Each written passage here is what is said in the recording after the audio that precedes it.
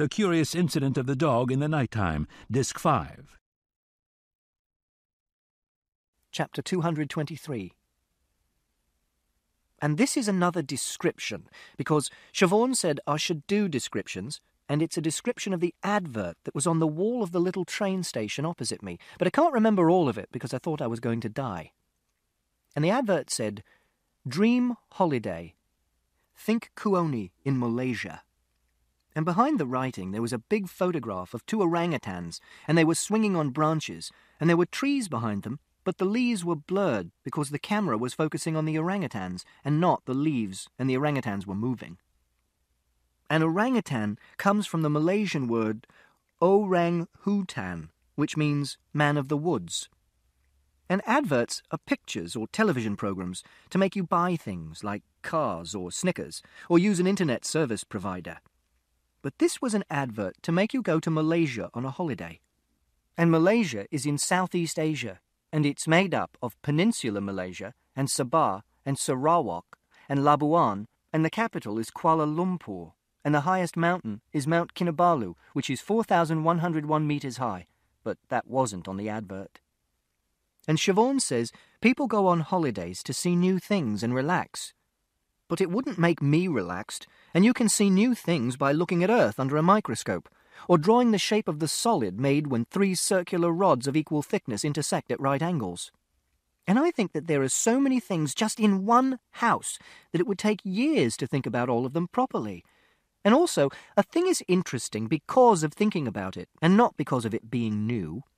For example, Siobhan showed me that you can wet your finger and rub the edge of a thin glass and make a singing noise. And you can put different amounts of water in different glasses, and they make different notes, because they have what are called different resonant frequencies, and you can play a tune like Three Blind Mice. And lots of people have thin glasses in their houses, and they don't know you can do this. And the advert said, "Malaysia, truly Asia. Stimulated by the sights and smells, you realize that you have arrived in a land of contrasts. You seek out the traditional, the natural, and the cosmopolitan. Your memories stretch from city days to nature reserves to lazy hours on the beach. Prices from £575 per person. Call us on 01306 747 000, see your travel agent, or visit the world at www.kuoni.co.uk. A world of difference." And there were 3 other pictures, and they were very small, and they were a palace, and a beach, and a palace. Chapter 227. And I kept my eyes closed, and didn't look at my watch at all, and the trains coming in and out of the station were in a rhythm, like music or drumming, and it was like counting, and saying left, right, left, right, which Siobhan taught me to do to make myself calm.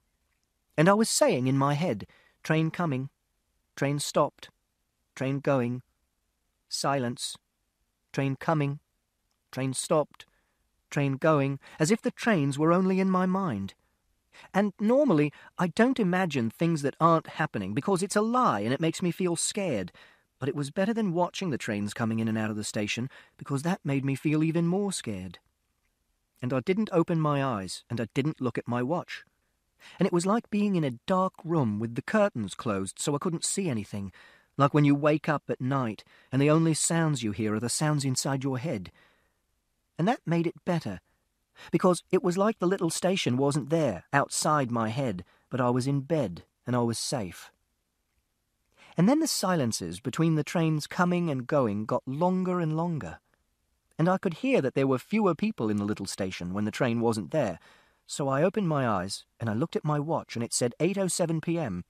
And I had been sitting on the bench for approximately 5 hours, but it hadn't seemed like approximately 5 hours, except that my bottom hurt and I was hungry and thirsty.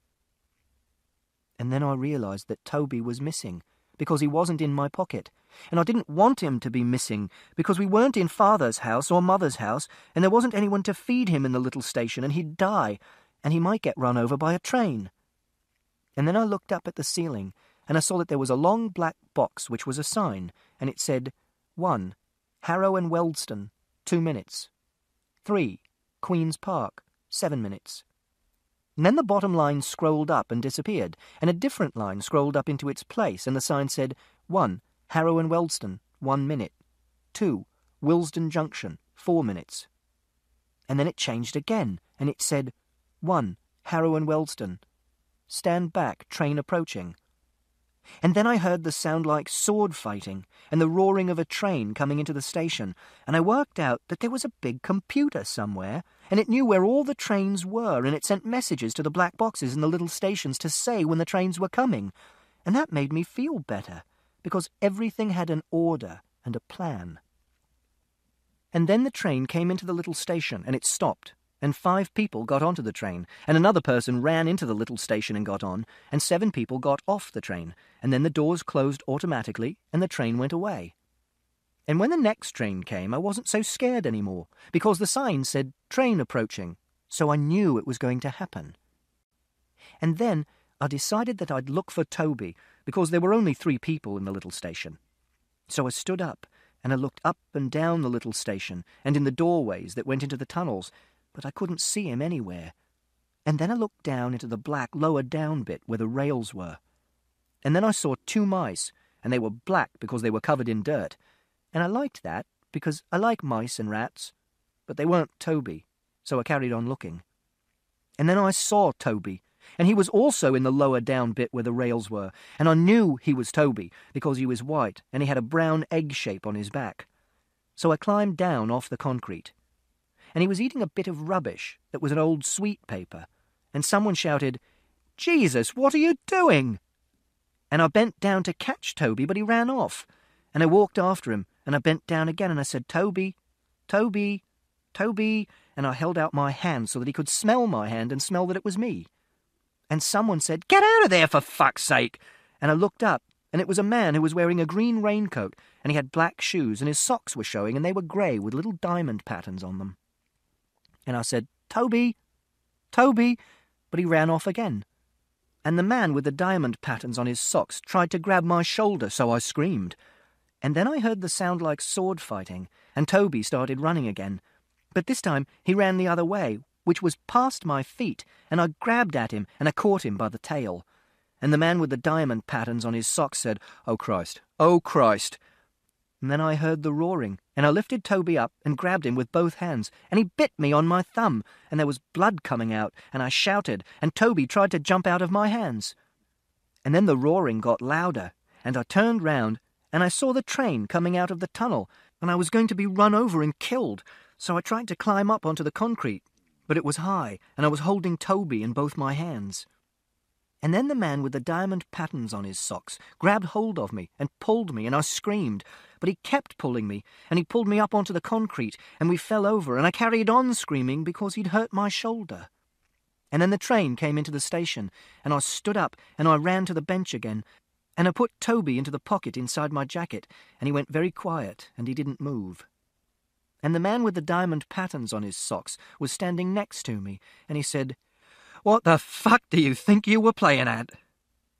But I didn't say anything. And he said, "What were you doing?" And the doors of the train opened, and people got off, and there was a lady standing behind the man with the diamond patterns on his socks, and she was carrying a guitar case like Siobhan has. And I said, "I was finding Toby. He's my pet rat." And the man with the diamond patterns on his socks said, "Fucking Nora." And the lady with the guitar case said, "Is he okay?"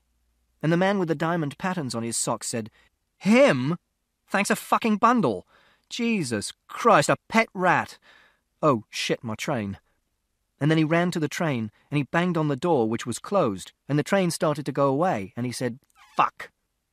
And the lady said, "Are you okay?" And she touched my arm, so I screamed again. And she said, "Okay, okay, okay." And there was a sticker on her guitar case, and it said, "Howl Records." And I was sitting on the ground, and the woman knelt down on one knee, and she said, "Is there anything I can do to help you?" And if she was a teacher at school, I could have said, "Where is 451C Chapter Road, Willesden, London, NW25NG?" But she was a stranger. So I said, "Stand further away," because I didn't like her being so close. And I said, I've got a Swiss Army knife, and it has a saw blade, and it could cut someone's fingers off. And she said, "Okay, buddy, I'm going to take that as a no." And she stood up and walked away. And the man with the diamond patterns on his socks said, "Mad as a fucking hatter. Jesus." And he was pressing a handkerchief against his face, and there was blood on the handkerchief. And then another train came, and the man with the diamond patterns on his socks and the lady with the guitar case got on, and it went away again.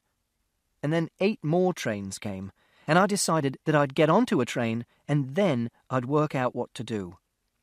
So I got on the next train. And Toby tried to get out of my pocket, so I took hold of him, and I put him in my outside pocket, and I held him with my hand. And there were 11 people in the carriage, and I didn't like being in a room with 11 people in a tunnel, so I concentrated on things in the carriage. And there were signs saying, "There are 53,963 holiday cottages in Scandinavia and Germany," and "Bitterbiotics," and 3435, and "Penalty, £10 if you fail to show a valid ticket for your entire journey," and "Discover gold, then bronze," and "TVIC," and "EPBIC," and "Suck my cock," and "Obstructing the doors can be dangerous," and "BRV," and "Con IC," and "Talk to the world." And there was a pattern on the walls, and there was a pattern on the seats. Then the train wobbled a lot, and I had to hang on to a rail, and we went into a tunnel, and it was noisy, and I closed my eyes, and I could feel the blood pumping in the sides of my neck. And then we came out of the tunnel, and we went into a little station, and it was called Warwick Avenue, and it said it in big letters on the wall, and I liked that, because you knew where you were. And I timed the distance between stations all the way to Willesden Junction, and all the times between stations were multiples of 15 seconds, like this. Paddington, 0. Warwick Avenue, 1 minute 30. Maida Vale, 3 minutes 15. Kilburn Park, 5 minutes. Queen's Park, 7 minutes. Kensal Green, 10 minutes 30 seconds. Willesden Junction, 11 minutes 45 seconds. And when the train stopped at Willesden Junction and the doors opened automatically, I walked out of the train. And then the doors closed and the train went away. And everyone who got off the train walked up a staircase and over a bridge, except me. And then there were only 2 people that I could see, and one was a man, and he was drunk, and he had brown stains on his coat, and his shoes were not a pair, and he was singing, but I couldn't hear what he was singing. And the other was an Indian man in a shop, which was a little window in a wall. And I didn't want to talk to either of them, because I was tired and hungry, and I'd already talked to lots of strangers, which is dangerous. And the more you do something dangerous, the more likely it is that something bad happens. But I didn't know how to get to 451C Chapter Road, London NW25NG, so I had to ask somebody. So I went up to the man in the little shop, and I said, "Where is 451C Chapter Road, London NW25NG? And he picked up a little book and handed it to me and said, 295. And the book was called London AZ Street Atlas and Index Geographers A to Z Map Company. And I opened it up, and it was lots of maps. And the man in the little shop said, "Are you going to buy it or not?" And I said, "I don't know." And he said, "Well, you can get your dirty fingers off it if you don't mind." And he took it back from me. And I said, "Where is 451C Chapter Road, London NW25NG? And he said, "You can either buy the A to Z or you can hop it. I'm not a walking encyclopedia." And I said, "Is that the A to Z?" And I pointed at the book. And he said, "No, it's a sodding crocodile." And I said, "Is that the A to Z?" Because it wasn't a crocodile, and I thought I had heard wrongly because of his accent. And he said, "Yes, it's the A to Z." And I said, "Oh, that's all we need." Accent. And he said, "Yes, it's the A to Z." And I said, "Can I buy it?" And he didn't say anything. And I said, "Can I buy it?" And he said, £2.95, but you're giving me the money first. I'm not having you scarpering.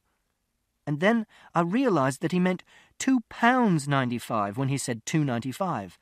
And I paid him £2.95 with my money, and he gave me change, just like in the shop at home. And I went and sat down on the floor against the wall, like the man with the dirty clothes, but a long way away from him, and I opened up the book. And inside the front cover there was a big map of London with places on it like Abbey Wood and Poplar and Acton and Stanmore. and it said, Key to Map Pages. And the map was covered with a grid, and each square of the grid had 2 numbers on it. And Willesden was in the square which said 42 and 43. And I worked out that the numbers were the numbers of the pages where you could see a bigger scale map of that square of London. And the whole book was a big map of London, but it had been chopped up so it could be made into a book. And I liked that. But Willesden Junction wasn't on pages 42 and 43, and I found it on page 58, which was directly under page 42 on the Key to Map pages, and which joined up with page 42. And I looked round Willesden Junction in a spiral, like when I was looking for the train station in Swindon, but on the map with my finger. And the man who had the shoes that didn't match stood in front of me and said, "Big cheese. Oh, yes. The nurses, never. Bloody liar. Total bloody liar." Then he went away. And it took me a long time to find Chapter Road, because it wasn't on page 58. It was back on page 42, and it was in square 5C. And from the shape of the roads between Willesden Junction and Chapter Road, I devised a route. So I went up the staircase and over the bridge, and I put my ticket in the little grey gate and went into the street, and there was a bus and a big machine with a sign on it which said English, Welsh and Scottish Railways, but it was yellow. And I looked around, and it was dark, and there were lots of bright lights, and I hadn't been outside for a long time, and it made me feel sick.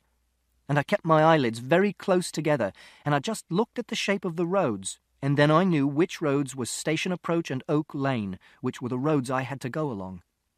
So I started walking. But Siobhan said I didn't have to describe everything that happened, I just have to describe the things that were interesting. So I got to 451C Chapter Road, London NW2 5NG, and it took me 27 minutes. And there was no one in when I pressed the button that said Flat C, and the only interesting thing that happened on the way was 8 men dressed up in Viking costumes, with helmets with horns on, and they were shouting, but they weren't real Vikings, because the Vikings lived nearly 2,000 years ago, and also I had to go for another wee, and I went into the alleyway down the side of a garage called Burdett Motors, which was closed. And I didn't like doing that, but I didn't want to wet myself again. And there was nothing else interesting. So I decided to wait, and I hoped that Mother wasn't on holiday, because that would mean she could be away for more than a whole week. But I tried not to think about this, because I couldn't go back to Swindon. So I sat down on the ground behind the dustbins in a little garden that was in front of 451C Chapter Road, London NW2 5NG, and it was under a big bush. And a lady came into the garden, and she was carrying a little box with a metal grill on one end and a handle on the top, like you use to take a cat to the vet. But I couldn't see if there was a cat in it, and she had shoes with high heels, and she didn't see me. And then it started to rain, and I got wet, and I started shivering because I was cold. And then it was 11:32 p.m., and I heard voices of people walking along the street. And a voice said, "I don't care whether you thought it was funny or not." And it was a lady's voice. And another voice said, "Judy, look, I'm sorry, okay?" And it was a man's voice. And the other voice, which was the lady's voice, said, "Well, perhaps you should have thought about that before you made me look like a complete idiot." And the lady's voice was Mother's voice. And Mother came into the garden, and Mr. Shears was with her, and the other voice was his. So I stood up and said, "You weren't in, so I waited for you." And Mother said, "Christopher." And Mr. Shears said, "What?" And Mother put her arms around me and said, "Christopher, Christopher, Christopher." And I pushed her away because she was grabbing me and I didn't like it, and I pushed really hard and I fell over. And Mr. Shears said, "What the hell is going on?" And Mother said, "I'm so sorry, Christopher, I forgot." And I was lying on the ground, and Mother held up her right hand and spread her fingers out in a fan so that I could touch her fingers. But then I saw that Toby had escaped out of my pocket, so I had to catch him. And Mr. Shears said, "I suppose this means Ed's here." And there was a wall around the garden, so Toby couldn't get out because he was stuck in a corner, and he couldn't climb the walls fast enough. And I grabbed him and put him back in my pocket, and I said, "He's hungry. Have you got any food I can give him, and some water?" And Mother said, "Where's your father, Christopher?" And I said, "I think he's in Swindon." And Mr. Shears said, "Thank God for that." And Mother said, "But how did you get here?" and my teeth were clicking against each other because of the cold, and I couldn't stop them. And I said, I came on the train, and it was really frightening, and I took Father's cash point card so I could get money out, and a policeman helped me. But then he wanted to take me back to Father, and he was on the train with me, but then he wasn't. And Mother said, Christopher, you're soaking. Roger, don't just stand there. And then she said, Oh, my God, Christopher, I didn't think I'd ever... Why are you here on your own? And Mr. Shears said, Are you going to come in, or are you going to stay out here all night? And I said, I'm going to live with you, because Father killed Wellington with a garden fork, and I'm frightened of him. And Mr. Shears said, Jump in, Jack, Christ. And Mother said, Roger, please. Come on, Christopher. Let's go inside and get you dried off. So I stood up, and I went inside the house, and Mother said, You follow Roger. And I followed Mr. Shears up the stairs, and there was a landing and a door which said Flat C, and I was scared of going inside because I didn't know what was inside. And Mother said, Go on or you'll catch your death. But I didn't know what you'll catch your death meant, and I went inside. And then she said, I'll run you a bath. And I walked round the flat to make a map of it in my head so I felt safer. And then Mother made me take my clothes off and get into the bath, and she said I could use her towel, which was purple with green flowers on the end. And she gave Toby a saucer of water and some bran flakes, and I let him run round the bathroom. And he did 3 little poos under the sink, and I picked them up and flushed them down the toilet, and then I got back into the bath again, because it was warm and nice. Then Mother came into the bathroom, and she sat on the toilet, and she said, Are you okay, Christopher? And I said, I'm very tired. And she said, I know, love. And then she said, You're very brave. And I said, Yes. And she said, You never wrote to me. And I said, I know. And she said, Why didn't you write to me, Christopher? I wrote you all those letters. I kept thinking something dreadful had happened, or you'd move away and I'd never find out where you were. And I said, Father said you were dead. And she said, What? And I said, He said you went into hospital because you had something wrong with your heart. And then you had a heart attack and died, and he kept all the letters in a shirt box in the cupboard in his bedroom, and I found them because I was looking for a book I was writing about Wellington being killed, and he'd taken it away from me and hidden it in the shirt box. And then Mother said, Oh, my God! And then she didn't say anything for a long while, and then she made a loud wailing noise, like an animal on a nature program on television. And I didn't like her doing this because it was a loud noise, and I said, Why are you doing that? And she didn't say anything for a while, and then she said, Oh, Christopher, I'm so sorry. And I said, It's not your fault. And then she said, Bastard. The bastard. And then after a while, she said, Christopher, let me hold your hand. Just for once, just for me, will you? I won't hold it hard. And she held out her hand. And I said, I don't like people holding my hand. And she took her hand back, and she said, No. Okay, that's okay.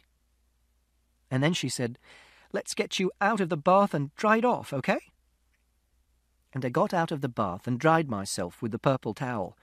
But I didn't have any pyjamas, so I put on a white T-shirt and a pair of yellow shorts, which were Mother's, but I didn't mind because I was so tired.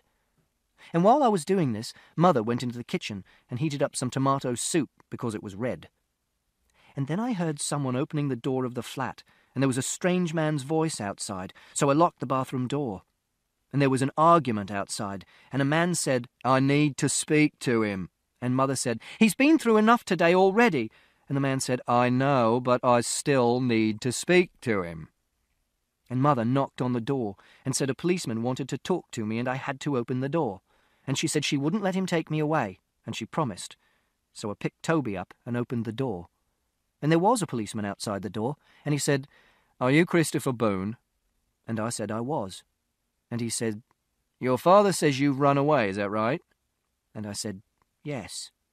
And he said, Is this your mother? And he pointed at Mother. And I said, Yes. And he said, Why did you run away? And I said, because Father killed Wellington, who's a dog, and I was frightened of him. And he said, So I've been told. And then he said, Do you want to go back to Swindon to your father, or do you want to stay here? And I said, I want to stay here. And he said, And how do you feel about that? And I said, I want to stay here. And the policeman said, Hang on, I'm asking your mother. And Mother said, He told Christopher I was dead. And the policeman said, OK, let's not get into an argument about who said what here. I just want to know whether... And Mother said, Of course he can stay. And then the policeman said, Well, I think that probably settles it as far as I'm concerned. And I said, Are you going to take me back to Swindon? And he said, No. And then I was happy, because I could live with Mother. And the policeman said, If your husband turns up and causes any trouble, just give us a ring. Otherwise, you're going to have to sort this out between yourselves. And then the policeman went away, and I had my tomato soup, and Mr. Shears stacked up some boxes in the spare room so he could put a blow-up mattress on the floor for me to sleep on, and I went to sleep. And then I woke up, because there were people shouting in the flat, and it was 2:31 a.m., and one of the people was Father, and I was frightened, but there wasn't a lock on the door of the spare room. And Father shouted, I'm talking to her whether you like it or not, and I'm not going to be told what to do by you of all people. And Mother shouted, Roger, don't, just... And Mr. Shears shouted, I'm not being spoken to like that in my own home. And Father shouted, I'll talk to you how I damn well like. And Mother shouted, You have no right to be here. And Father shouted, No right. No right, he's my fucking son, in case you've forgotten. And Mother shouted, What in God's name did you think you were playing at, saying those things to him? And Father shouted, What was I playing at? You were the one that bloody left. And Mother shouted, So you decided to just wipe me out of his life altogether? And Mr. Shears shouted, Now let's all just calm down here, shall we? And Father shouted, Well, isn't that what you wanted? And Mother shouted, I wrote to him every week. And Father shouted, Wrote to him? What the fuck use is writing to him? And Mr. Shears shouted, Whoa, whoa, whoa. And Father shouted, I cooked his meals, I cleaned his clothes, I looked after him every weekend, I looked after him when he was ill, I took him to the doctor, I worried myself sick every time he wandered off somewhere at night, I went to school every time he got into a fight, and you, what? You wrote him some fucking letters. And Mother shouted, So you thought it was okay to tell him his mother was dead? And Mr. Shears shouted, Now is not the time. And Father shouted, You butt out or I'll... And Mother shouted, Ed, for God's sake. And Father said, I'm going to see him. And if you try to stop me...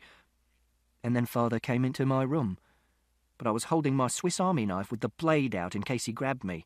And Mother came into the room as well, and she said, It's okay, Christopher. I won't let him do anything. You're all right. And Father bent down on his knees near the bed and said, Christopher? But I didn't say anything. And he said, Christopher, I'm really, really sorry. About everything. About Wellington. About the letters. About making you run away. I never meant... I promise I will never do anything like that again, hey? Come on, kiddo. And then he held up his right hand and spread his fingers out in a fan so that I could touch his fingers, but I didn't, because I was frightened. And Father said, Shit, Christopher, please. And there were tears dripping off his face, and no one said anything for a while. And then Mother said, I think you should go now. But she was talking to Father, not me. And then the policeman came back, because Mr. Shears had rung the police station, and he told Father to calm down, and he took him out of the flat. And Mother said, You go back to sleep now. Everything's going to be all right. I promise. And then I went back to sleep. Chapter 229. And when I was asleep, I had one of my favourite dreams. Sometimes I have it during the day, but then it's a daydream. But I often have it at night as well. And in the dream, nearly everyone on the earth is dead because they've caught a virus. But it's not like a normal virus. It's like a computer virus. And people catch it because of the meaning of something an infected person says, and the meaning of what they do with their faces when they say it. which means that people can also get it from watching an infected person on television, which means that it spreads around the world really quickly. And when people get the virus, they just sit on the sofa and do nothing, and they don't eat or drink, and so they die.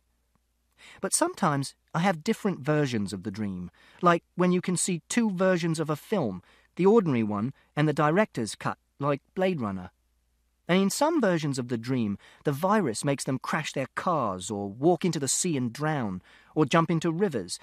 And I think that this version is better because then there aren't bodies of dead people everywhere. And eventually, there's no one left in the world except people who don't look at other people's faces and who don't know what the expressions on those faces mean. And these people are all special people, like me. And they like being on their own, and I hardly ever see them because they're like okapi in the jungle in the Congo, which are a kind of antelope and are very shy and rare. And I can go anywhere in the world, and I know that no one's going to talk to me or touch me or ask me a question. But if I don't want to go anywhere, I don't have to, and I can stay at home and eat broccoli and oranges and licorice laces all the time, or I can play computer games for a whole week, or I can just sit in the corner of the room and rub a pound coin backwards and forwards over the ripple shapes on the surface of the radiator. And I don't have to go to France. And I go out of Father's house, and I walk down the street, and it's very quiet, even though it's the middle of the day, and I can't hear any noise except birds singing and wind, and sometimes buildings falling down in the distance. And if I stand very close to traffic lights, I can hear a little click as the colours change. And I go into other people's houses and play at being a detective, and I can break the windows to get in because the people are dead and it doesn't matter. And I go into shops and take things I want, like pink biscuits, or PJ's raspberry and mango smoothie, or computer games, or books, or videos. And I take a ladder from Father's van, and I climb up onto the roof, and when I get to the edge of the roof, I put the ladder across the gap, and I climb to the next roof, because in a dream you're allowed to do anything. And then I find someone's car keys, and I get into their car, and I drive. And it doesn't matter if I bump into things, and I drive to the sea, and I park the car, and I get out, and there's rain pouring down.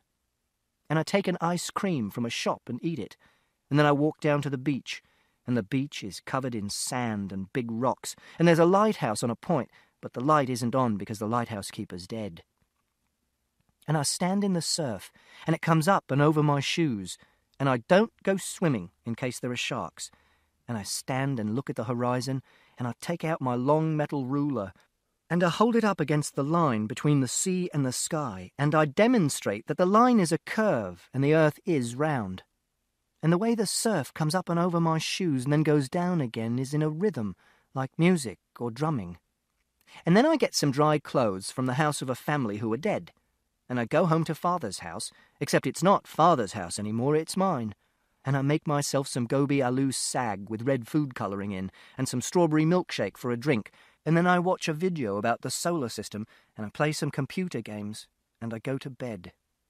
And then the dream is finished, and I am happy. Chapter 233.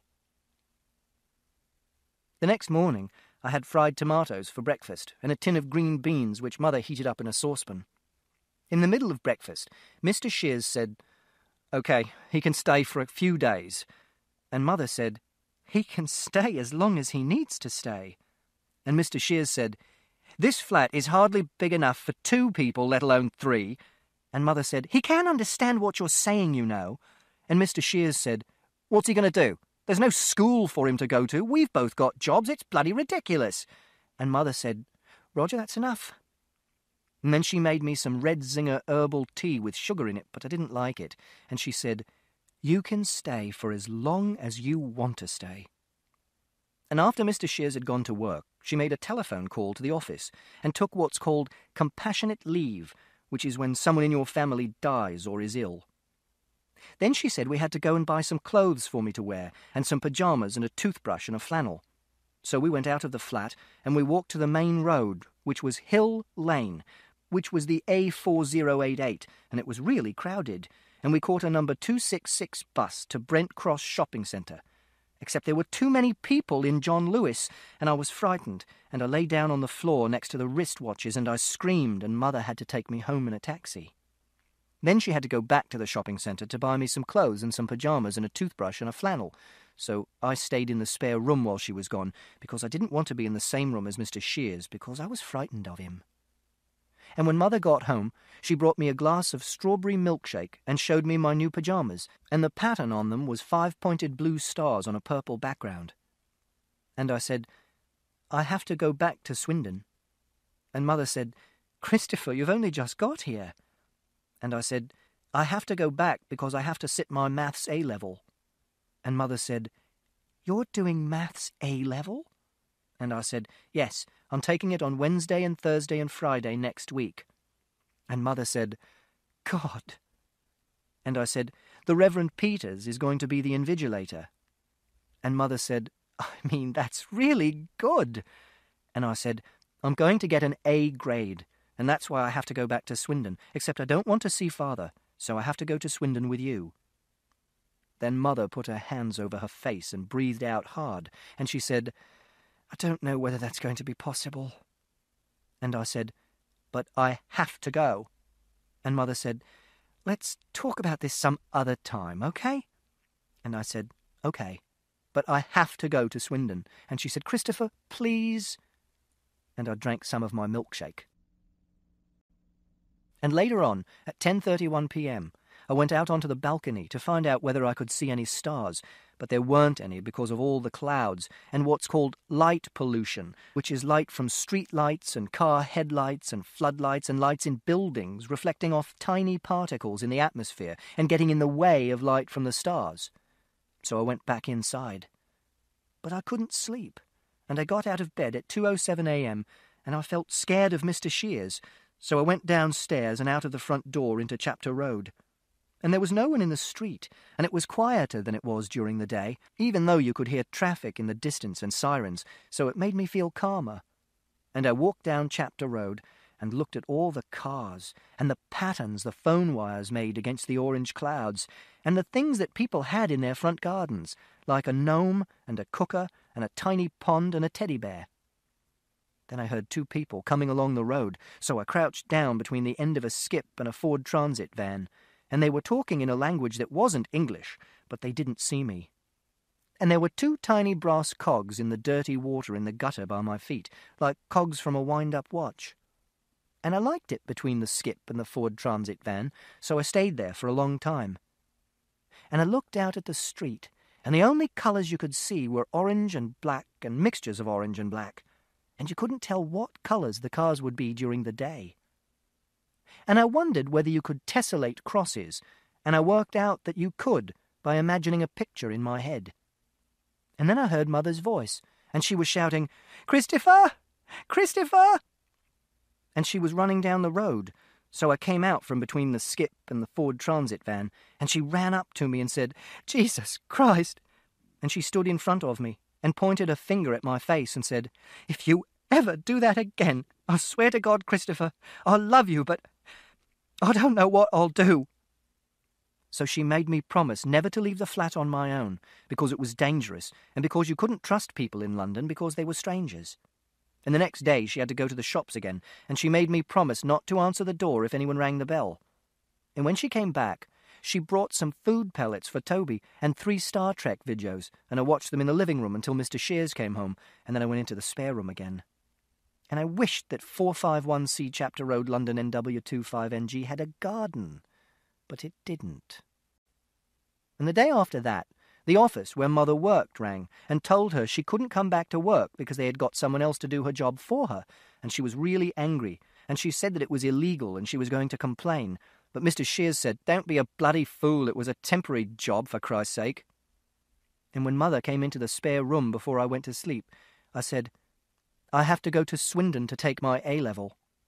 And she said, Christopher, not now. I'm getting phone calls from your father threatening to take me to court. I'm getting it in the neck from Roger. It is not a good time.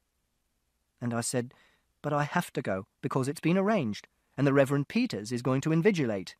And she said, Look, it's only an exam. I can ring the school. We can get it postponed. You can take it some other time. And I said, I can't take it another time. It's been arranged, and I've done lots of revision, and Mrs. Gascoigne said we could use a room at school. And Mother said, Christopher, I am just about holding this together, but I am this close to losing it, all right? So just give me some... Then she stopped talking, and she put her hand over her mouth, and she stood up and went out of the room. And I started feeling a pain in my chest like I did on the underground, because I thought I wasn't going to be able to go back to Swindon and take my A-level. And the next morning, I looked out of the window in the dining room to count the cars in the street to see whether it was going to be a quite good day or a super good day or a black day. But it wasn't like being on the bus to school, because you could look out of the window for as long as you wanted and see as many cars as you wanted.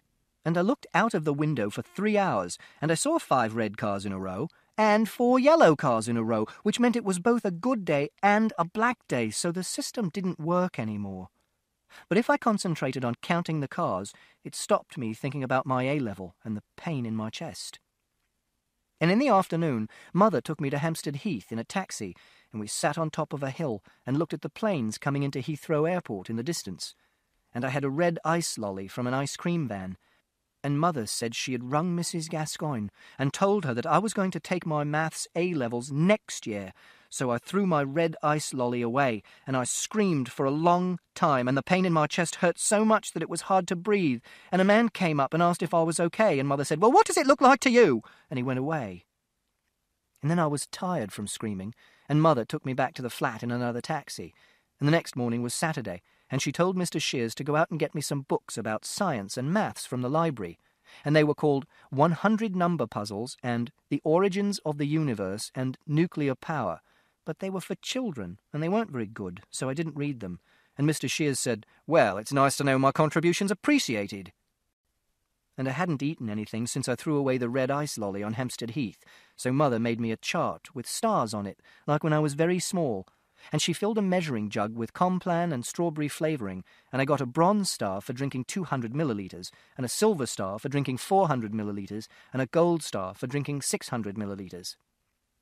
And when Mother and Mr. Shears argued, I took the little radio from the kitchen, and I went and sat in the spare room, and I tuned it halfway between 2 stations so that all I could hear was white noise, and I turned the volume up really loud and held it against my ear, and the sound filled my head, and it hurt so that I couldn't feel any other sort of hurt, like the hurt in my chest, and I couldn't hear Mother and Mr. Shears arguing, and I couldn't think about not doing my A-level, or the fact that there wasn't a garden at 451C Chapter Road, London, NW25NG, or the fact that I couldn't see the stars.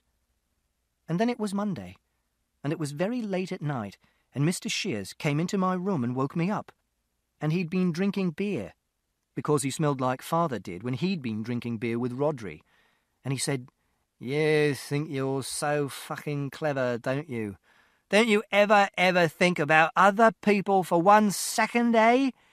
Well, I'll bet you're really pleased with yourself now, aren't you?" And then Mother came in and pulled him out of the room and said, "Christopher, I'm sorry. I'm really, really sorry."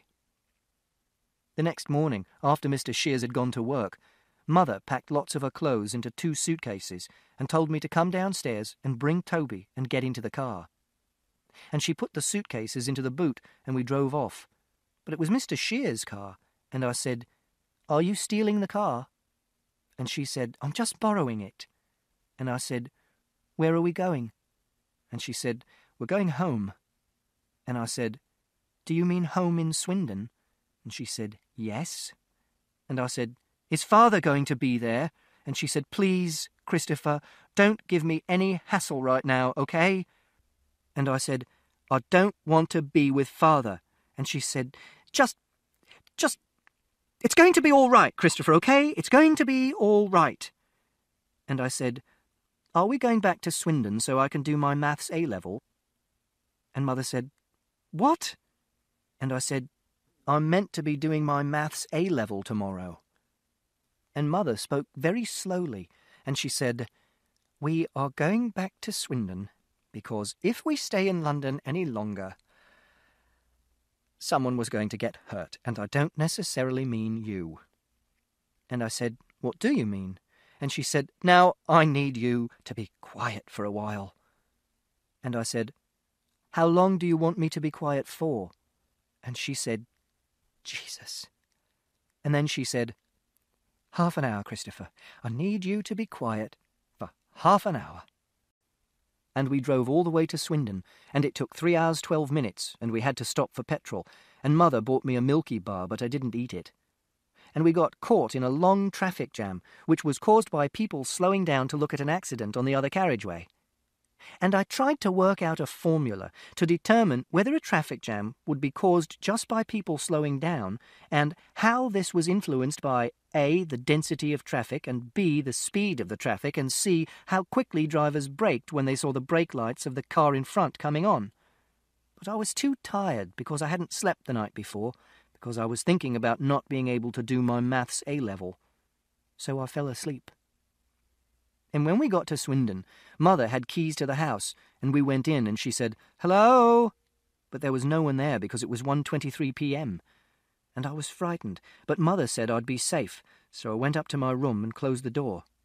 I took Toby out of my pocket, and I let him run around, and I played Minesweeper, and I did the expert version in 174 seconds, which was 75 seconds longer than my best time.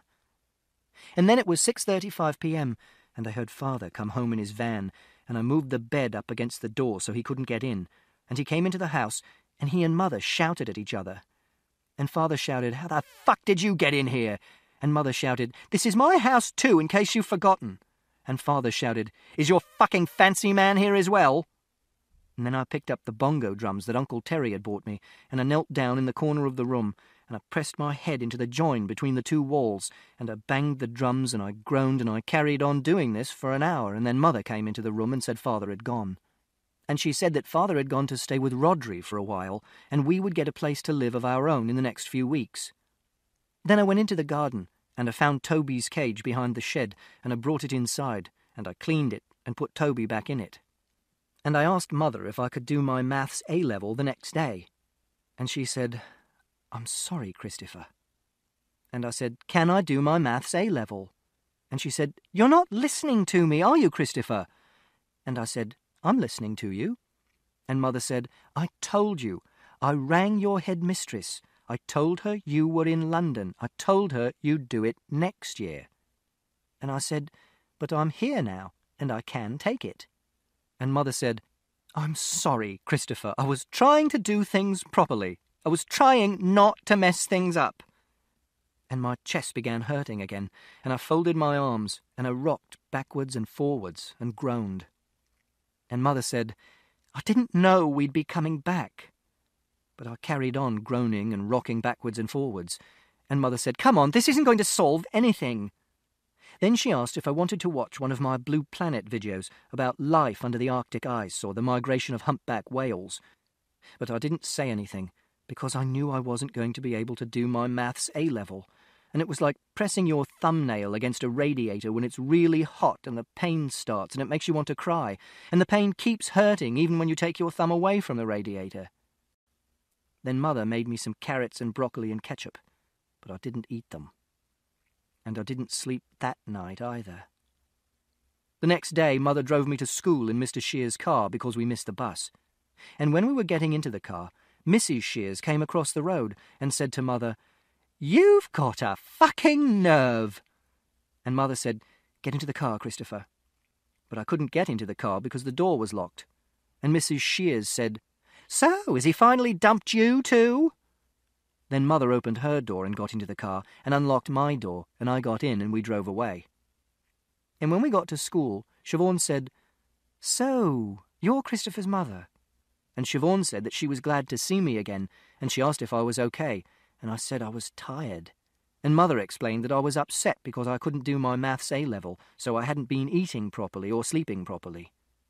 And then Mother went away, and I drew a picture of a bus using perspective so that I didn't think about the pain in my chest.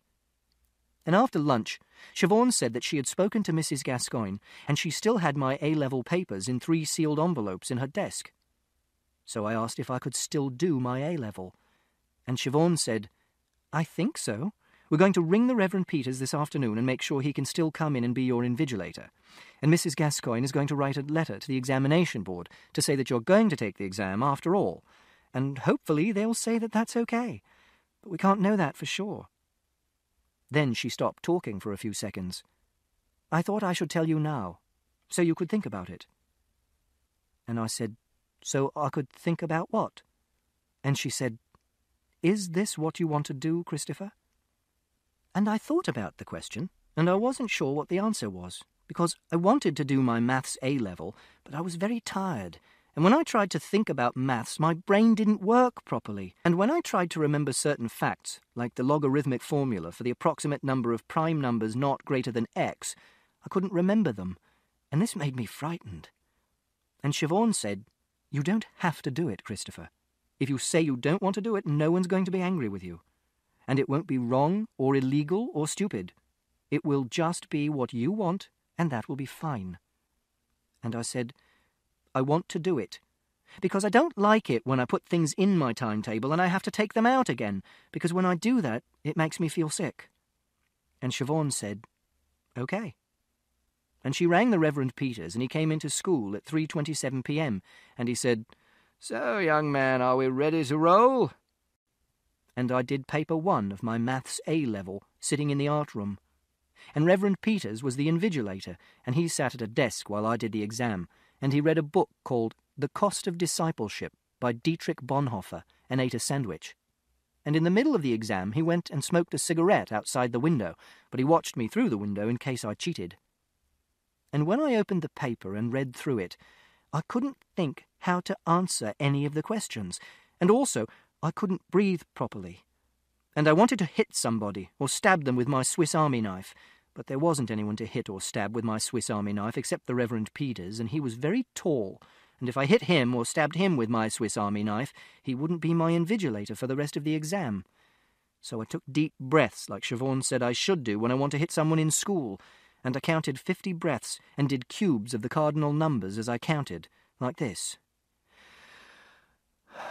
1, 8, 27, etc. And that made me feel a little calmer. But the exam was 2 hours long, and 20 minutes had already gone, so I had to work really fast, and I didn't have time to check my answers properly.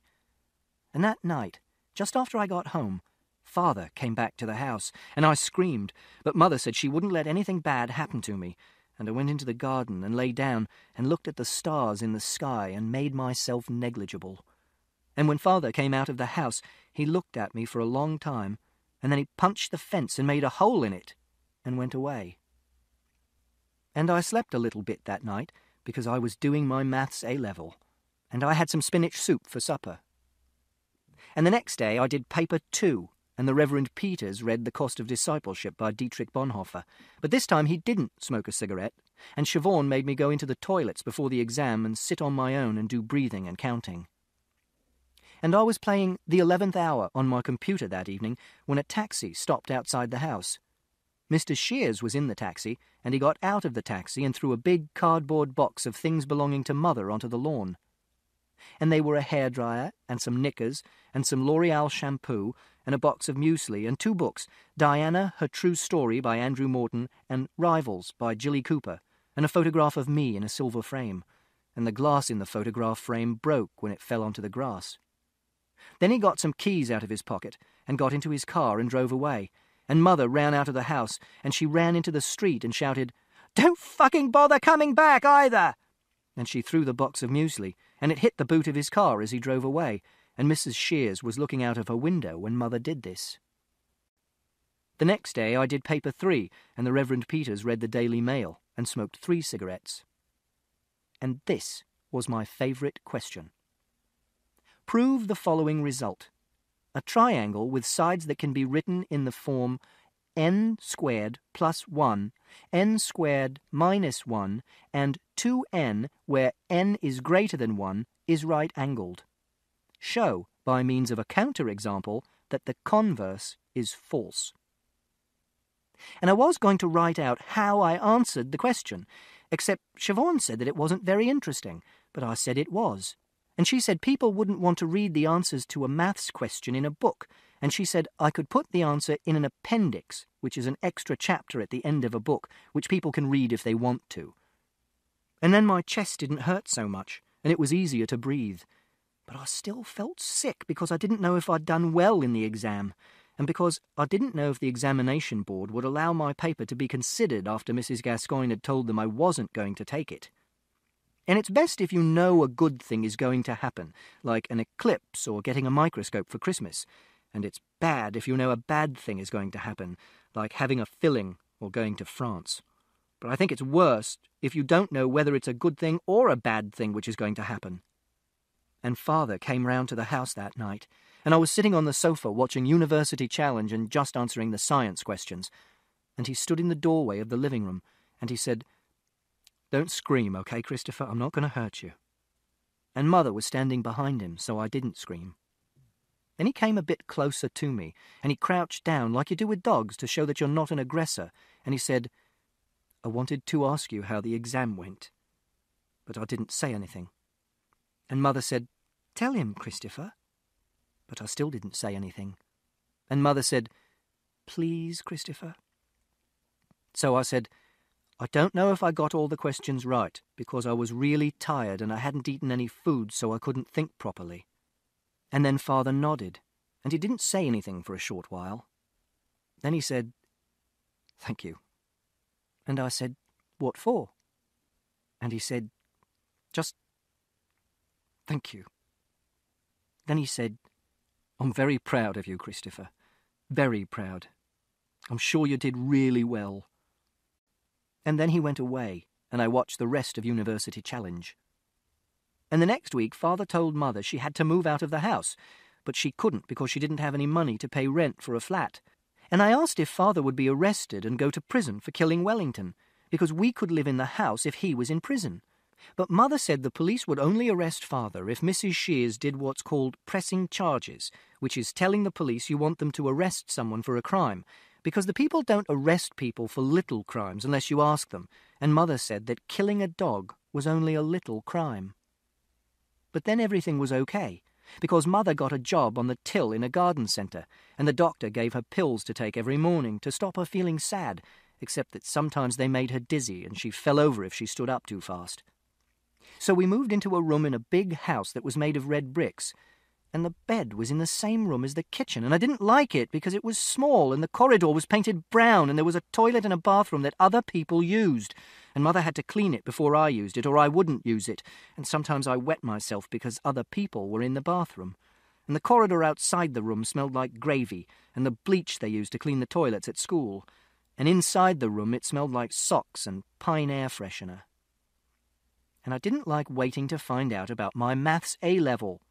And whenever I thought about the future, I couldn't see anything clearly in my head, and that made a panic start.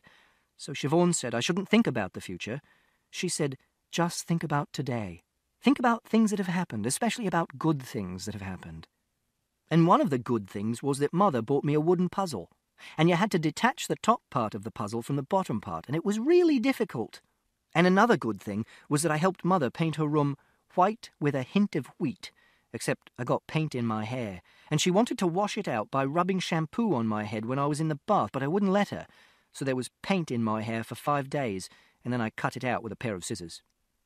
But there were more bad things than good things, and one of them was that Mother didn't get back from work till 5:30 p.m., so I had to go to Father's house between 3:49 p.m. and 5:30 p.m., because I wasn't allowed to be on my own, and Mother said I didn't have a choice, so I pushed the bed against the door in case Father tried to come in. And sometimes he tried to talk to me through the door, but I didn't answer him. And sometimes I heard him sitting on the floor outside the door quietly for a long time. And another bad thing was that Toby died, because he was 2 years and 7 months, which is very old for a rat, and I said I wanted to bury him, but Mother didn't have a garden, so I buried him in a big plastic pot of earth, like a pot you put a plant in. And I said I wanted another rat, but Mother said I couldn't have one, because the room was too small. And I solved the puzzle, because I worked out that there were 2 bolts inside the puzzle, and there were 2 tunnels with metal rods in. And you had to hold the puzzle so that both rods slid to the end of their tunnels, and they weren't crossing the intersection between the two pieces of the puzzle, and then you could pull them apart. And Mother picked me up from Father's house one day after she had finished work, and Father said, "Christopher, can I have a talk with you?" And I said, "No." And Mother said, "It's okay, I'll be here." And I said, "I don't want to talk to Father." And Father said, "I'll do you a deal." And he was holding the kitchen timer, which is a big plastic tomato sliced through the middle, and he twisted it and it started ticking. And he said, 5 minutes, okay? That's all. Then you can go. So I sat on the sofa and he sat on the armchair and Mother was in the hallway, and Father said, "Christopher, look, things can't go on like this. I don't know about you, but this just hurts too much. You being in the house but refusing to talk to me. You have to learn to trust me, and I don't care how long it takes. If it's a minute one day, and 2 minutes the next, and 3 minutes the next, and it takes years, I don't care. Because this is important. This is more important than anything else." And then he tore a little strip of skin away from the side of the thumbnail on his left hand. And he said, Let's call it a project. A project we have to do together. You have to spend more time with me, and I have to show you that you can trust me. And it'll be difficult at first because it's a difficult project. But it'll get better. I promise. Then he rubbed the sides of his forehead with his fingertips, and he said, "You don't have to say anything, not right now. You just have to think about it. And, I've got your present, to show you that I really mean what I say. And to say sorry. And because, well, you'll see what I mean." Then he got out of the armchair, and he walked over to the kitchen door and opened it, and there was a big cardboard box on the floor, and there was a blanket in it, and he bent down and put his hands inside the box, and he took a little sandy-coloured dog out. Then he came back through, and he gave me the dog. And he said, "He's 2 months old, and he's a golden retriever." And the dog sat in my lap, and I stroked it. And no one said anything for a while. Then Father said, "Christopher, I would never, ever do anything to hurt you." Then no one said anything. Then Mother came into the room and said, "You won't be able to take him away with you, I'm afraid. The bed-sit's too small. But your father's going to look after him here, and you can come and take him out for walks whenever you want." And I said, "Does he have a name?" And Father said, "No, you can decide what to call him." And the dog chewed my finger. And then it was 5 minutes and the tomato alarm went. So Mother and I drove back to her room. And the next week there was a lightning storm, and the lightning hit a big tree in the park near Father's house and knocked it down, and men came and cut the branches up with chainsaws and carried the logs away on a lorry, and all that was left was a big black pointed stump made of carbonized wood. And I got the results of my maths A-level, and I got an A grade, which is the best result, and it made me feel happy. And I called the dog Sandy. And Father bought him a collar and a lead, and I was allowed to take him for walks to the shop and back. And I played with him with a rubber bone. And Mother got flu, and I had to spend 3 days with Father and stay in his house. But it was okay, because Sandy slept on my bed, so he'd bark if anyone came into the room during the night. And Father made a vegetable patch in the garden, and I helped him. And we planted carrots and peas and spinach, and I'm going to pick them and eat them when they're ready. And I went to a bookshop with Mother, and I bought a book called Further Maths for A-Level, and Father told Mrs. Gascoigne that I was going to take A-Level Further Maths next year, and she said okay. And I'm going to pass it and get an A grade, and in 2 years' time I'm going to take A-Level Physics and get an A grade. And then, when I've done that, I'm going to go to university in another town. And it doesn't have to be in London, because I don't like London, and there are universities in lots of places, and not all of them are in big cities. And I can live in a flat with a garden and a proper toilet, and I can take Sandy and my books and my computer. And then I'll get a first-class honours degree, and I'll become a scientist. And I know I can do this, because I went to London on my own, and because I solved the mystery of who killed Wellington, and I found my mother, and I was brave. And I wrote a book. And that means I can do anything. The End. You've been listening to The Curious Incident of the Dog in the Nighttime by Mark Haddon, narrated by Jeff Woodman. If you've enjoyed this book and this performance, Recorded Books recommends Autograph Man by Zadie Smith, narrated by Stephen Crossley, and Motherless Brooklyn by Jonathan Latham, narrated by Frank Muller. You'll find a wide selection of titles in the Recorded Books catalog, including bestsellers, mysteries, classics, histories, and more. So to order another recorded book or for a copy of our latest listing, please call us using the toll-free number found on the back of this book. You can order by phone with any major credit card or by faxing us. Don't forget to ask about easy 30-day rentals by mail. On our website, you can browse the catalog, hear about the latest releases, place orders, or tune into narrator profiles and author interviews. So visit us there at www.recordedbooks.com. And thank you for being a Recorded Books reader.